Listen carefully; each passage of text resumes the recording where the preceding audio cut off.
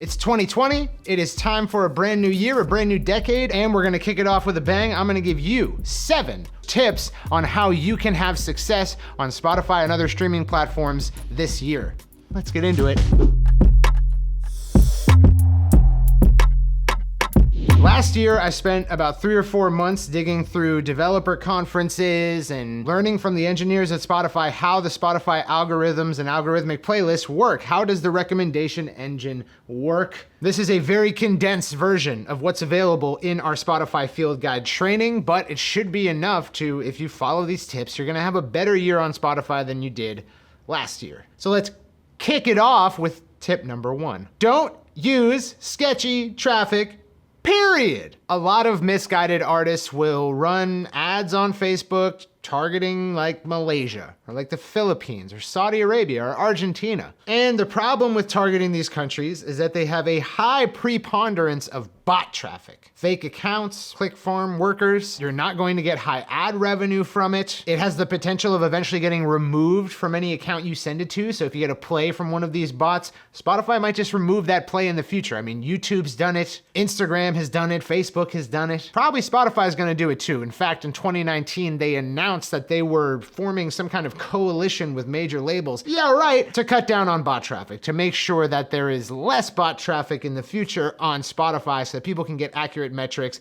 and stop having their revenue tank because of all of these bots that advertisers don't want to pay for. Are there real fans in Argentina and the Philippines? Yeah, there's real people there. There's music listeners. The problem is that there's so much bot traffic there that you're going to screw yourself over in the process of trying to extract that value. Don't use sketchy playlists. Don't use sketchy ads to countries that have a preponderance of bot traffic. It's going to make that streaming platform think that your music should go to people who behave like bots. And you're not going to get recommended to real music listeners who are actually going to dig you for the long term. So don't do it. Don't do it. Number 2, this year you should build your Curator database. Now, what do I mean by a Curator database? Well, I mean a spreadsheet that has a list of all the playlists that your music fits, all the curators and their contact info, all of the recent placements on those playlists from newer artists who have no reason to be placed organically on it, which means that they must be offering submissions or paid placements, and then the impact of being placed on that playlist to that artist's About Me section on Spotify. So if you go to any new artist on that playlist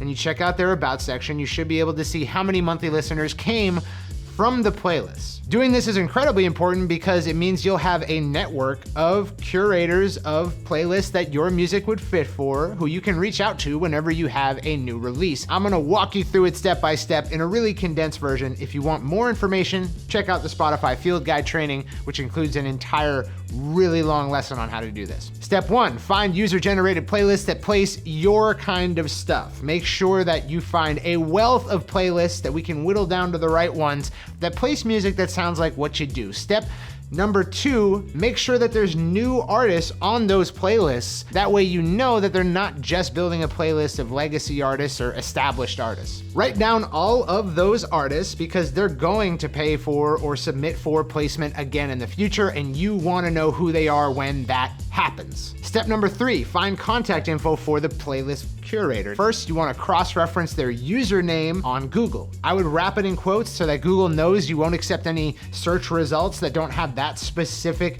arrangement of characters. I would also cross-reference the name of the playlist on Google, cross-reference that on Google, all socials, try to find this playlist curator, and then step number 4, reach out to that playlist curator directly. Just, hey, I really dig your playlist. I feel like my music would fit for it. Is there a way I can submit to be placed on the playlist? I guarantee you, if they're running this playlist for profit, then they have a formalized process by which you can submit your music and pay for a placement or just get a free placement. And that's really what you want. Now, you're gonna wanna document everything about this in your Curator database, a spreadsheet. Now, when you get response back from the curator. Step number 5 is to do what they ask you. And this divides into fees and fixes. If a playlist curator gives you a fee and you're able to document that the playlist is good traffic, when new artists get on it, they get a lot of monthly listeners as evidenced by the about section of their Spotify profile. And when they get on it, their top locations for listeners doesn't all point to, Saudi Arabia. Great, that's a good playlist. Don't rule them out as a viable playlist, just make sure that it's worth it. And if they ask you for a fix, if they give you feedback saying this isn't right for our playlist for reason A, don't just say, they don't know what they're talking about. I'm the best artist this is bullshit. Just take it as valid and valuable criticism. Try to show them songs that have that fix in it or that address that problem. Even if you have to record new songs, even if you have to get a remix of the song you submitted, do it. Why not do it? I see this a lot with Submit Hub. People will submit to blogs and they'll be like, it's not really what we're looking for. The production's a bit too busy. And artists will be like, too busy? When they could just unbusy the production. Probably be a better song. It's not like these people don't know what they're talking about. They listen to music all day long. They know what people like because they serve an audience. Use it.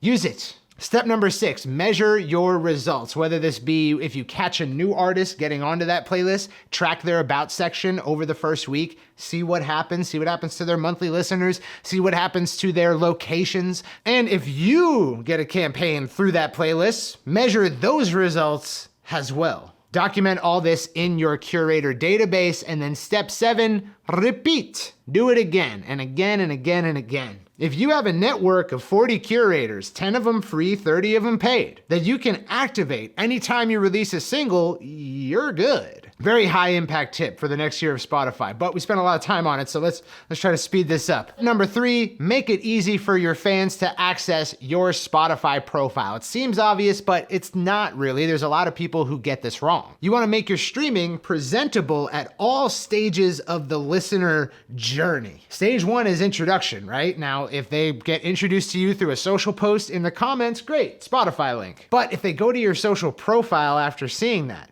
they should also see your Spotify or your Apple Music or what have you. Social headers, links sections of your profiles and website, pinned posts, comments, and descriptions of YouTube videos. These are all places where your streaming should be available. And if it's not, then just go through and do that. And this ties in heavily with tip number 4, which is spend a manageable portion of your budget on ads. You want ads that get you new listeners at the cheapest cost.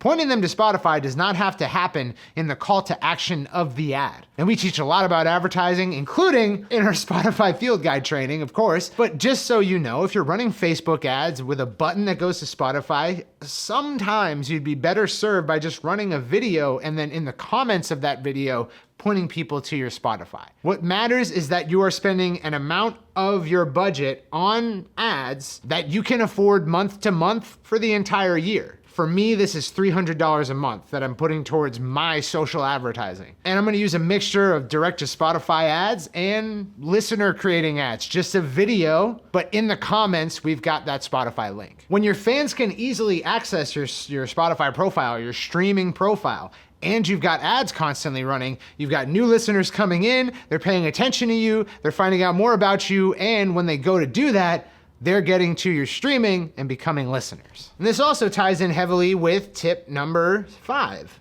5? It's 5. Plan your release schedule in advance and make sure your fans know about it. You need to figure out when your release dates can go. You need to start slating for the year. And when you do that, don't keep it a secret. If your fans know about it, they're gonna show up week to week. I go to my HBO app on my phone every single Sunday. Why? Because I know that HBO's Saturday programming will be available for me when I go there. Set expectations, meet those expectations, get benefit. Don't keep it a secret from your fans. Tip number 6. Use behind the scenes content to extend the release promo life cycle and get back in front of fans consistently. This is a post that I did for my song County Graves, and here's another post that I did. Now, this is all BTS content we shot while recording the song, but the main reason we shot it even was to have content to use to extend the life cycle of the song. Now, a lot of music marketers, especially major labels, make the mistake of using this before the song comes out, building up anticipation for the song. Oh, I yearn for it. Use it as post-marketing. Extend the life cycle of promoting your singles and your albums as much as humanly possible. BTS content, remixes and features and alternate takes of the music video and live versions to extend out the life cycle of your singles so that there's no dead air in between releases. And tip number 7, upload 2 weeks early, submit 1 week early. Upload to your distributor, DistroKid, CD Baby, Symphonic, what have you. Upload to them at least 2 weeks early so that they have a full week to get it into Spotify's database. Once it's in Spotify's database, in your Spotify for Artists profile, go to the Upcoming tab in the Music tab and then click on Submit Song. This service, while disguised as being a way to submit for editorial playlists, is also a chance for Spotify to use its audio analysis machine learning model on your song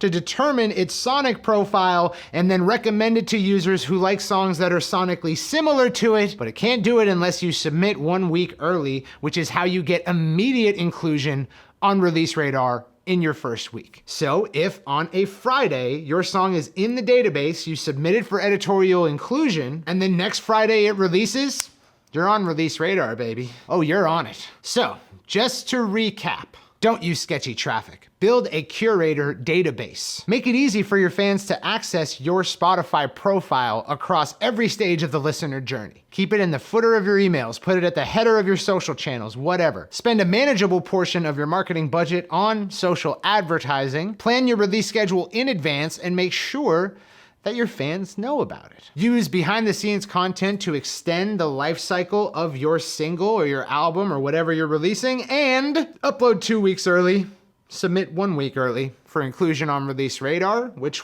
if it does well, will turn to inclusion on Discover Weekly. These are the 7 tips for killing it on Spotify in 2020. To level with you, here at Entrepreneur, we don't care nearly as much about Spotify and streaming as a lot of you guys seem to. We just want to make sure you're doing the smart thing. So just like any good parent, if you're gonna go out there and use dangerous drugs, we'd at least want you to do it at home where you're safe, which is why we're presenting you this information. But really, guys, the bread and butter is email and customer list. That's what's important. So please know that just because I released this video does not mean I am endorsing spending a large portion of your time on Spotify. Hopefully these are tips that you can just check off like a checklist, get done in this first month of 2020, and then move on to the important stuff, like actually talking to people. With that said, I've been Circa for Full Stack Creative. If you like this video, like the video. If it was helpful to you, subscribe to the channel. You'll get more videos. And if you do, I'll see you